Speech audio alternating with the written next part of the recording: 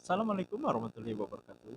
Sobat-sobat, kita bersama lagi di channel saya dalam dakwah Islam pencerahan. Sobat-sobat, ketika saya mengupload konten video saya yang ini, sobat-sobat, banyak komentator aswaja mengatakan saya memotong video tersebut. Padahal sobat-sobat, video tersebut saya ambil dari kontennya Aswaja yang mencoba membuktikan jika video tersebut dipotong mengubah maksud dari pengakuan Kiai Haji Idrus Ramli mengenai dibolehkannya tahlilan. Dan ya, dia menyambungnya atau memberikan ya sambungan video yang dia anggap sudah dipotong. Dan itu sudah saya tayangkan kan, lengkap, tidak saya potong. Berikut alasannya. Tetapi kenapa mereka masih mengatakan saya memotong videonya? Padahal itu saya ambil apa adanya, tidak saya potong. Ya, ini kan dikarenakan Aswaja ini bingung, sobat-sobat. Mau gimana lagi kan?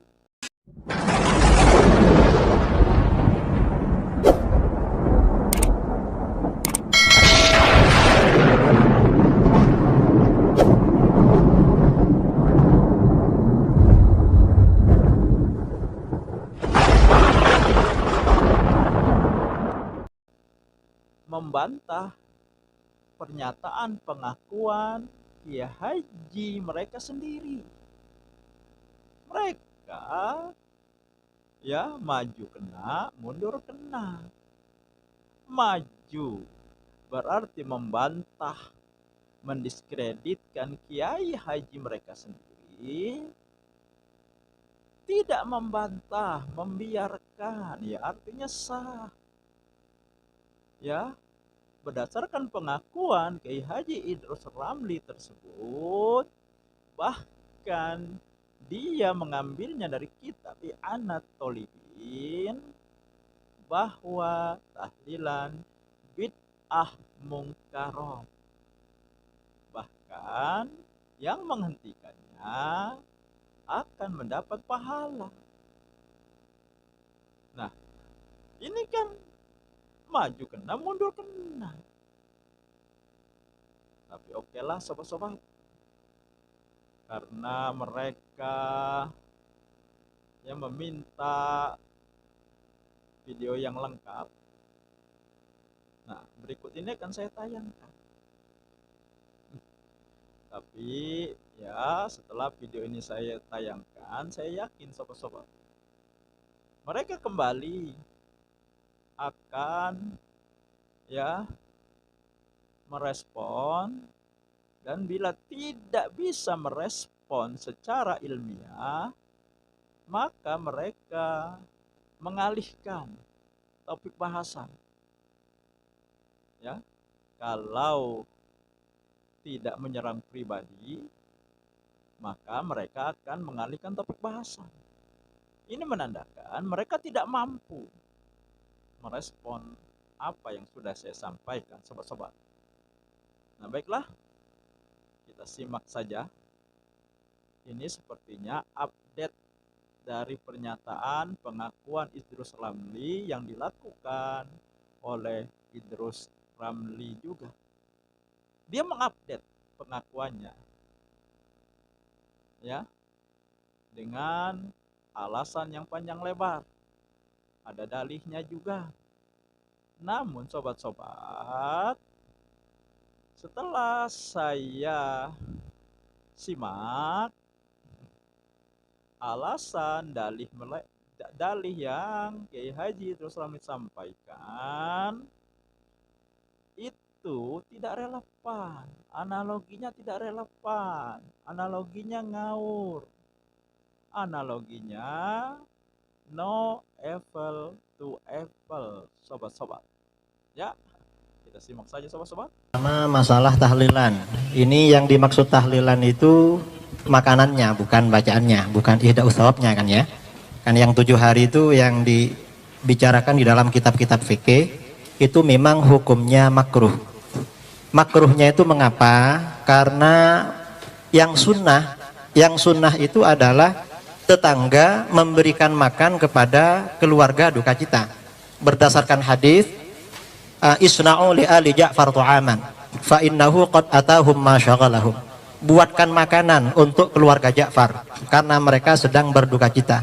Jadi yang sunnah tetangga memberikan makan untuk keluarga duka cita. Karenanya kalau dibalik keluarga duka cita membuat makan untuk tetangga, maka hukumnya makruh karena mukhalafah li sunnah. Karenanya kata para ulama, ini alasannya karena memberatkan. Dalam teori usul fikih, al-hukmu yaduru ma'a illatihi wujudan wa adamah. Hukum itu akan selalu berputar bersama illatnya. Ketika illat itu ada, maka hukum ada. Ketika tidak ada, maka tidak ada. Karenanya kata para ulama, ketika hidangan makanan yang diberikan kepada jamaah itu murni dari keluarga duka cita, maka hukumnya makruh. Tapi kalau makanan itu bukan dari keluarga duka cita, dari tetangga, orang lain, maka tidak makruh. Karena sudah tidak memberatkan. Kaidah usul fikihnya seperti itu. Seperti diterangkan oleh seorang ulama Syafi'iyah, mufti Syafi'iyah dari Irak, Syekh Abdul Karim Al-Mudarris dalam kitabnya Jawahirul Fatawa. Nah, kondisi yang ada di Indonesia ketika ada orang meninggal, yang dikeluarkan itu tidak murni dari keluarga duka cita, tetapi banyak sumbangan dari tetangga. Bahkan dulu saya ketika teman-teman saudara Mundo kalau tidak punya beras mau dikirimkan, biasanya pinjam kepada orang yang keluarganya meninggal.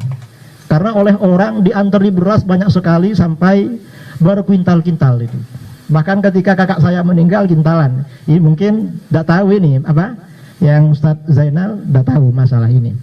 Jadi makruh ketika itu memang murni dari keluarga duka cita. Kalau dari luar maka tidak makruh. Yang kedua, seandainya ini makruh karena ini budaya tradisi, kalau ini dilawan akan menimbulkan gejolak. Dan itu tidak bagus. Kata para ulama, ada kitab seperti saya terangkan tadi, maaf, saya tidak berdalil dengan al-adah muhkamah. Tolong dicatat dalil saya. Jangan yang tidak saya katakan jangan katakan saya katakan.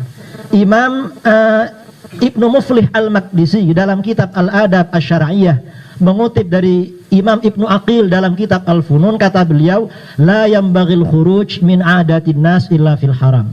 Tidak sebaiknya meninggalkan adat masyarakat selama adat itu tidak haram. Jadi selama tidak haram tidak sebaiknya meninggalkan. Mengapa? Ini bukan karena takut, tetapi berdakwah kepada masyarakat dengan pendekatan hati, dengan pendekatan lemah lembut. Mengapa? Dan ini yang dilakukan oleh Rasulullah SAW. Di dalam kitab itu diterangkan riwayat Bukhari Muslim, fa innar Rasulullah SAW tarakal Ka'bah wa qala laula hittanu qaumiki bil jahiliyah la fa'altu. Karena Rasulullah SAW membiarkan Ka'bah dan tidak melakukan rekonstruksi. Alasannya karena umat Islam baru meninggalkan masa-masa jahiliyah. Suatu ketika Rasulullah SAW bersabda kepada Aisyah, Ka'bah itu bukan Ka'bahnya Nabi Ibrahim. Pada masa jahiliyah pernah roboh ketika orang Quraisy membangun Ka'bah bersamaan dengan krisis ekonomi. Karena tidak ada biaya, Ka'bah dibangun lebih kecil. Lalu kata Aisyah, kenapa Rasulullah tidak dibongkar, dibangun lagi? Kata Rasulullah, laula hittanu qaumiki bil jahiliyah la fa'altu. Seandainya bukan karena kaummu baru meninggalkan masa-masa jahiliyah, Ka'bah itu saya rekonstruksi. Ka'bah saja dibiarkan, apalagi cuma tahlilan 7 hari. Penting mana merubah Ka'bah dengan merubah acara tahlilan 7 hari? Karena Ka'bah itu kiblat umat Islam. Ternyata Ka'bah ini setelah tahun 65 Hijriah dibongkar oleh Khalifah Abdullah bin Zubair. Cuman Abdullah dibangun kembali seperti Ka'bahnya Nabi Ibrahim, lebih besar dari yang ada. Cuma bin Zubair ini menjadi khalifah tidak kondusif, perang terus dengan Bani Umayyah, akhirnya kalah. Setelah dia kalah, proyek khalifah yang baru Abdul Malik bin Marwan, Ka'bah ini dibongkar, dikembalikan lagi ke Ka'bahnya jahiliyah. Alasannya ini Ka'bahnya Abdullah bin Zubair, bukan Ka'bahnya Rasulullah sallallahu alaihi wasallam. Akhirnya ada seorang ulama menyampaikan kepada Abdul Malik bin Marwan bahwa ini Abdullah bin Zubair mendapat wasiat dari Aisyah dari Rasulullah sallallahu alaihi wasallam. Setelah Bani Umayyah ini tumbang, diganti Bani Abbasiyah, Harun ar-Rasyid punya rencana membongkar Ka'bah.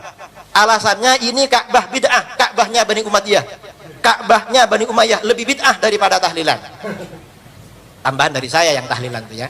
Kemudian beliau minta pendapat para ulama. Ternyata apa kata Imam Malik? Imam Malik mengatakan, la taf'al ya Amirul Mukminin, fa inni akhafu an takuna mal'abatan bainal muluk. Jangan engkau lakukan wahai Amirul Mukminin. Aku khawatir Ka'bah ini menjadi mainan para penguasa. Setiap ada penguasa ingin menarik simpati rakyat, proyeknya bangun Ka'bah. Fatazula haibatuhu min qulubin nas, maka akan hilang wibawa Ka'bah dari hati umat Islam. Ka'bah sampai sekarang dibiarkan demi menjaga Ka'bah.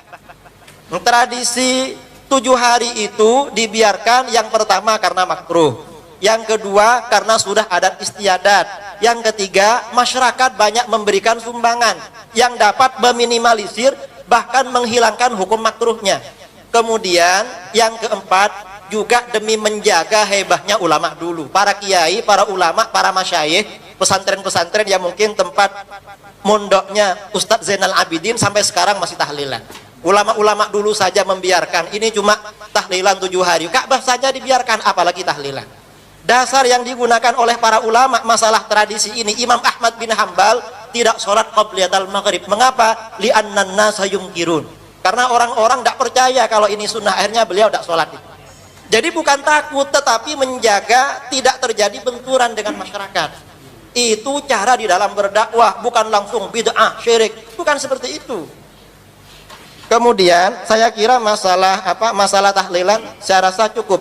Yang ada di kitab I'anatul Talibin itu pelajaran saya memang di pesantren. Nah, bagaimana sobat-sobat? Setelah menyimak update dari pengakuan Kiai Haji Idrus Ramli, beliau mengemukakan masalah ya Ka'bah, membangun Ka'bah atau merehab Ka'bah,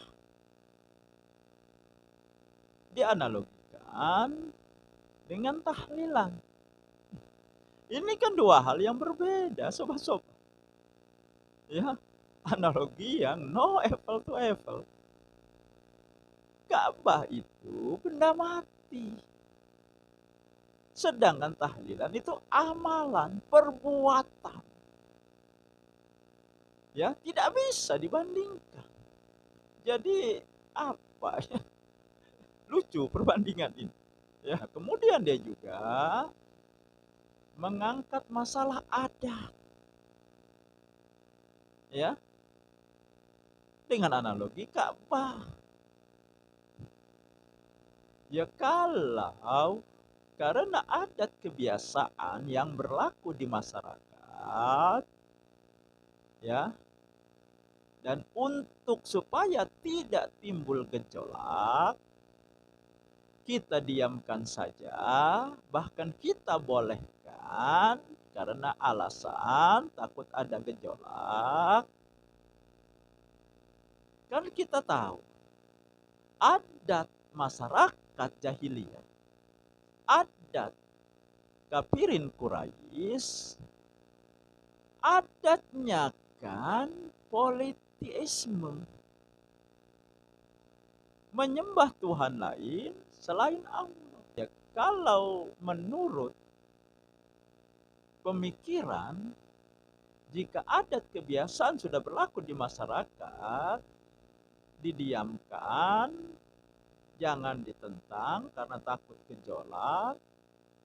Kan tidak mungkin Allah memerintahkan Nabi Muhammad Sallallahu Alaihi Wasallam untuk mendakwahkan tauhid, ya, melawan kebiasaan atau adat jahiliyah yang menyembah banyak berhala, menyembah Tuhan selain Allah. Dan terbukti timbul gejolak sampai Nabi dan pengikutnya hijrah ke Madinah akibat gejolak tersebut, akibat dari mendakwahkan tauhid tersebut. Jadi kan tidak benar, ya, alasan adat untuk membiarkan suatu kesalahan, sesuatu yang bertentangan dengan ajaran Islam, sesuatu yang menyelisihi sunnah Rasulullah. Nah, dan tahlilan ini kan menyelisih sunnah Rasulullah. Kita kan sudah tahu sejarah tahlilan ini bagaimana, siapa yang pertama kali melakukan. Dan kita sudah tahu juga kan, ini dibantah oleh Sunan Ampel ketika Sunan Kalijogo mengemukakan masalah ini. Sunan Ampel sudah membantahnya karena dikhawatiri akan menjadi bid'ah, tapi kan, akhirnya kan terbukti. Nah jadi sobat-sobat, seperti yang saya katakan, ya, update dari pengakuan Idrus Ramli, Kiai Haji Idrus Ramli, terhadap pengakuannya sendiri rapuh, ya, tidak bisa menjadikan, ya, tahlilan itu menjadi hanya sekedar makruh dengan alasan karena, ya, orang yang keluarga yang kena musibah yang menyediakan makanan, ya, menyediakan makanan karena ada acara tahlilan. Tahlilan tersebut yang dikategorikan sebagai bid'ah, bukan makannya. Ya, makannya itu hanya akibat dari adanya acara tahlilan. Sobat-sobat, ya, apapun alasan, dalih, analogi mencoba untuk memposisikan tahlilan ini tidak bid'ah munkar, tidak akan berhasil. Ya, mereka kan sudah berusaha, ya, dari mengatakan ini sunnah, mengatakan ini khilafiyah, mengatakan ini hasanah, sekarang mengatakan ini makruh. Sobat-sobat, dan usaha mereka ini, ya, tidak berhasil karena analogi yang dipakai tidak relevan, analoginya ngawur, analoginya no apple to apple. Semoga ini menginspirasi dan mencerahkan. Nasrum minallahi wa fatun qarib. Wassalamualaikum warahmatullahi wabarakatuh.